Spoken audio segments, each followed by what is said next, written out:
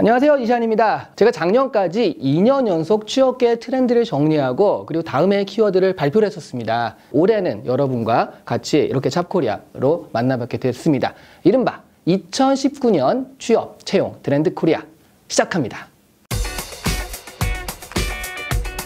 자, 2019년 취업 채용 트렌드 코리아가 선정한 단어는 바로 서바이벌입니다. 말 그대로 생존이라는 의미인데요. 2018년에 비해서 2019년의 어떤 장점은 불확실성이 많이 사라진 거예요. 2018년도에는 채용 비리 때문에 채용이 있을지 없을지 모르는 불확실성. 취준생 입장에서는 그냥 애매하다, 불안하다 이런 정도였다면 2019년도에는 2018년을 거쳐오면서 어느 정도 채용이 확정이 됐습니다. 그런데 되게 적죠.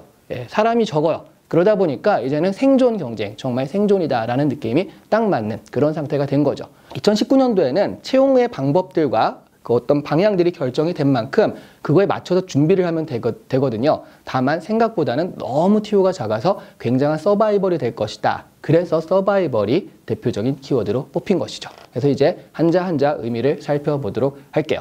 자, 첫 번째 단어는 S입니다. S. 스케일 다운이라는 말의 첫 번째 말인데요. 2019년 한국 경제 성장률은 2.5에서 2.7%로 예상이 되고 있어요. 이에 따라서 고용은 거의 충격 수준으로 위축될 것으로 보인다는 거죠. 2018년 하반기에 취업 준비생까지 포함하는 개념인 확장 청년 실업률은요 20%를 넘고 있습니다. 사실은 우리 청년들이 진짜 체감하는 실업률은 어느 정도냐라고 한다면 34% 정도 해당한다고 해요. 그러면 3명 중에 1명 정도는 실업이다라는 개념이거든요. 2018년도에가 이 정도였는데 2019년도의 전망이 더 밝지 않으니까 이 수치들은 더더욱 늘어날 수 있다라는 공포감이 사로잡고 있다는 거죠. 예를 들어서 현대차 같은 경우는 현재 공채를 폐지하고 수시 채용으로 전환할 것을 검토하고 있다고 합니다. 수시 채용 같은 경우에는 필요한 인원을 필요한 만큼 뽑아서 쓰겠다라는 개념이거든요. 그래서 굉장히 좋긴 좋은데 문제는 말이죠. 수시 채용을 했을 때 보통은 채용 인원이 줄어들어요. 또 가장 안 좋은 것 중, 그러니까 신규 채용 입장에서 안 좋은 것들은 경력 채용 위주로 많이 뽑힌다라는 거죠. 직무 맞춤으로 될 수밖에 없죠. 대학을 갓 졸업한 사람들, 신규들 같은 경우에는 1년이라도 경력을 쌓은 올드루키들한테 밀릴 수밖에 없는 상황이 되는 거죠. 청년들 입장에서는 공채가 폐지되고 수시 채용이 는다라는 개념 자체가 굉장히 그 인력이 줄었다, 우리의 TO가 줄었다라는 느낌을 받을 수밖에 없을 거예요. 그래서 최근 기업들이 신규 사업을 별로 벌리지도 않고요. 사업도 기존에 있던 사업도 축소하는 것이다 라는 것을 생각하면 수시 채용을 통해서 뽑히는 인원이 공채에 비해서 큰 폭으로 줄 것이라는 것도 자연스럽게 짐작할 수 있다는 거죠. 제가 이제 예를 들어서 현대차를 예를 들었는데 현대차는 시작일 뿐 다른 대기업들 역시 점차 공채를 줄이고 수시를 늘린다는 기조에 동참을 하고 있습니다. 실제로 이제 공채가 돼봐야 알겠지만 어쨌든 그 공채 인원들은 만약 공채가 그대로 간다 하더라도 굉장히 줄 것으로 예상이 됩니다.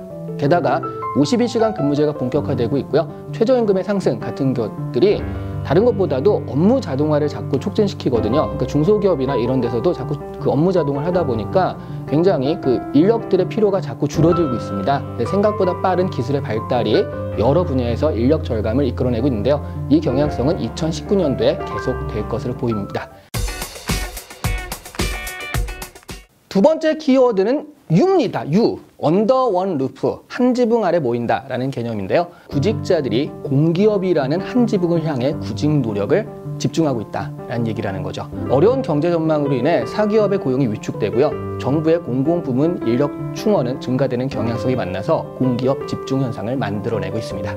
현실적으로 취준생들이 공기업에 관심을 두는 가장 큰 이유는 뭐냐면 기회의 배분입니다. 매년 말에 하는 취준생들이 뽑은 사자성어 같은 조사를 보면 대부분 서류 광탈 이런 것들이 빠지지 않거든요. 서류가 그만큼 취준생들에게 큰 관문이다라는 얘기가 되는데 뭐 서류가 안 되는 건 둘째 치고요. 내가 떨어졌을 때 내가 왜 떨어졌는지 모른다라는 게 가장 중요한 거죠. 기준을 모르는 거예요. 그런데 공기업 같은 경우에는 여러분 지금 표 같은 걸 지금 보여드릴 거예요. 표를 보시면 알겠지만 스펙 초월이라고 쓴 거 있죠. 지원하면 서류가 다 돼가지고 바로 시험을 볼 수 있고요. 중간중간에는 적부라는 그 표현들이 있죠. 보통 토익 점수를 기준으로 하거든요. 토익 점수가 한 700점 이상 된다 그러면 서류 통과. 이 10,000명 중에 45%가 스펙 초월이고요. 10% 더해가지고 55%가 되면 적부입니다. 그러니까 토익 700점 정도만 있으면 반 이상은 내가 서류에 아무 상관없이 시험을 볼 수 있다. 이런 개념이기 때문에 취준생 입장에서는 공기업을 무시할 수가 없다는 거죠. 대기업들은 서류 통과를 장담 못하고요. 게다가 그 기준까지 명확하게 알려주지 않아서 취준생으로서는 도무지 무엇을 더 준비해야 되는지 짐작조차 못할 형편이다 라고 한다면, 공기업 같은 경우엔 절반 정도는 서류 단계를 두지 않고 그야말로 스펙을 초월해서 야, 다 와, 그러니까 괜찮아, 기회 줄게 라고 이렇게 열어주니까 취준생으로서는 사기업보다는 공기업에 관심을 안 가질 수가 없다는 거죠. 자, 이러한 이유로 지금 대학교 2, 3학년 같은 경우는 공기업에 정말 한 반 정도는 관심을 두고 있는 것 같고요. 그래서 앞으로도 2019년도요, 공기업 집중 현상은 계속될 수밖에 없을 것으로 보입니다. 그 어르신들 중에 요즘 아이들이 편한 것만 찾는다고 걱정하시는 분들도 있는데, 그런 걱정하시기 전에 대기업의 서류 배수나 좀 열어주고 비교를 하시라고 말씀드리고 싶어요.